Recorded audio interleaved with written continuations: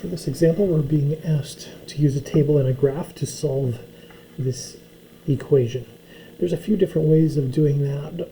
One of those ways would be to use a graphing calculator to do the table and graph for us.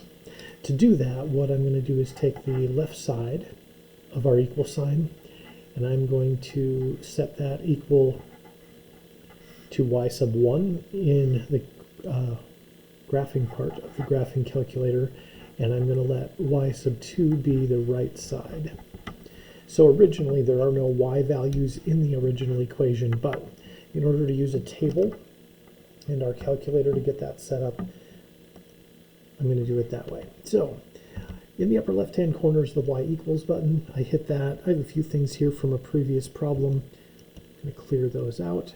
And then here up at the top where there's a y1, I'm going to put in the right side of the equal sign, which is 2 raised to the x power. And then for y2, I'm going to put in 4 raised to the x minus 1 power. That x minus 1 is a quantity, so I want to put that in parentheses. If we write it out using superscripts like this, you wouldn't need to have parentheses, but if you're writing it all in one line like it does on some of the graphing calculators like this one does, then you're going to want to have that value there in parentheses, that x minus 1. From there, you can see that there is a table that we can access here. Before I do that, though, I may want to look at the table set and make sure that I have the table set up how I want. So I'm going to go into table set by doing second and then window. And I'm going to take a look here, and right now my table is going to start at the number 3, but it's counting by 0.1. So that might be okay, but probably integer values would be better for what I'm working on right now. We might have to come back to decimals if we can't figure out the solution to this once we start looking at the table. But I don't mind starting at 3, that's fine. And then I'm going to count by 1s instead of by 0.1. Right now, what the graph would do, or what the table would do, is it would start at 3, and then the next entry for the x coordinate in the table would be 3.1, and then 3.2, and then 3.3, and so on. I would like it to just do like 3, 4, 5, 6, 7, that kind of thing. So table start, I have that as an integer value, and I'm going to put the change in our table as an integer value also. Now when I go to table by hitting second graph, our table here for our x's does start at 3 and then increases by 1. What I would like to do is I would like to scroll up and down on this table, and I would like to see where the solutions are. In order for us to do that, what you need to recognize is that we have 2 equations in the calculator. The first one has x's in it and y sub 1. So if I just cover up this column for a second, one of the tables that we have for this first equation are the x coordinates and y coordinates using x and y1. So for the left side here of our equal sign, we have y sub 1 equals 2 to the x.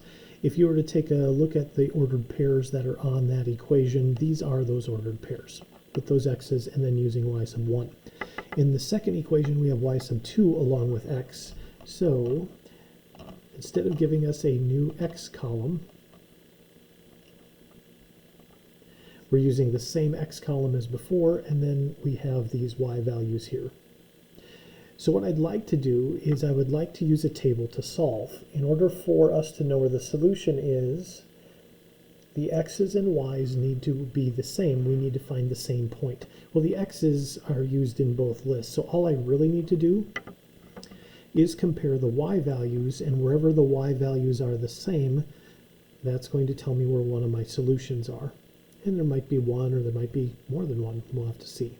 But if you take a look, if I scroll up and down, there is a spot here where the y values here are both equal to 4. That means that both of them go through the point 2, 4. In the original equation, we didn't have any y values. So how you go through and you determine solutions, look where the y values match, and then the answer is the x, because that's what we had for our variable.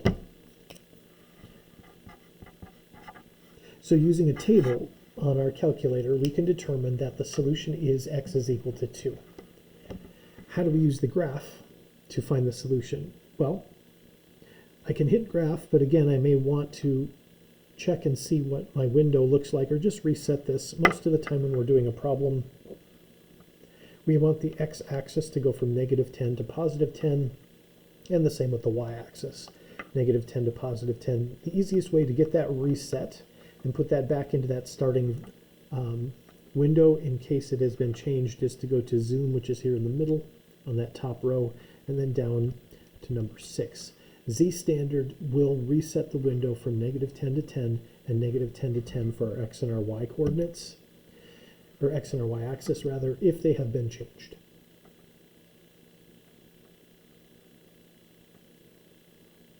All right, the graphing calculator has graphed both of those graphs.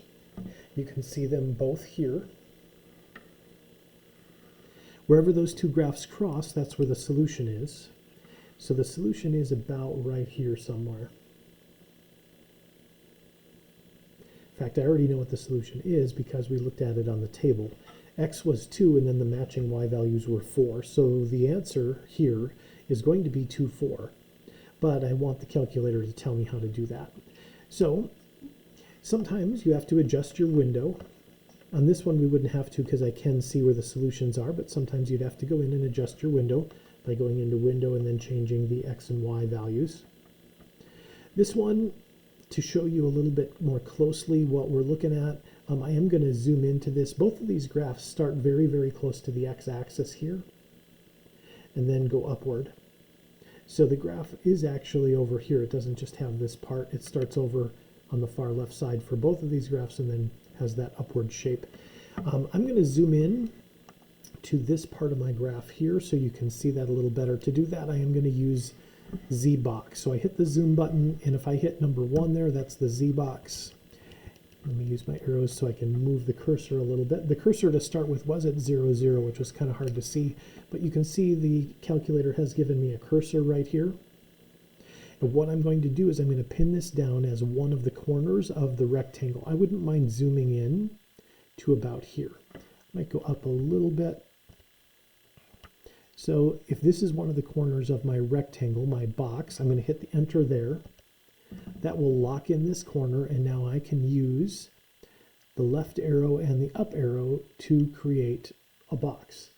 And I would like to be able to see where that intersection point is here.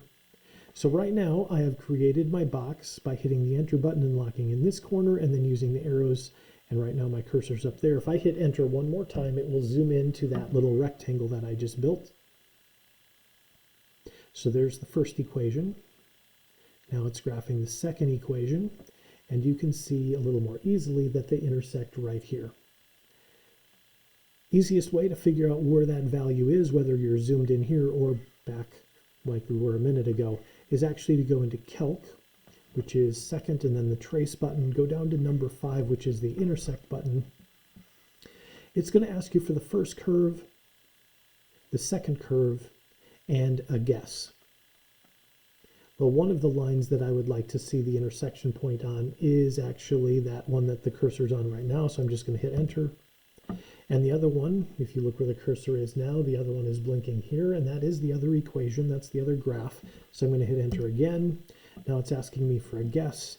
I'm going to scroll over to the right a little bit by holding down the right arrow button and getting pretty close to that intersection point. It doesn't have to be very close, to be honest.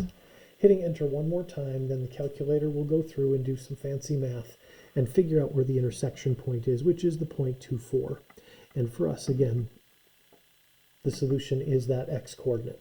So that's how you can use a graphing calculator in a table form or in a graph form to be able to find a solution to something that originally only has x values.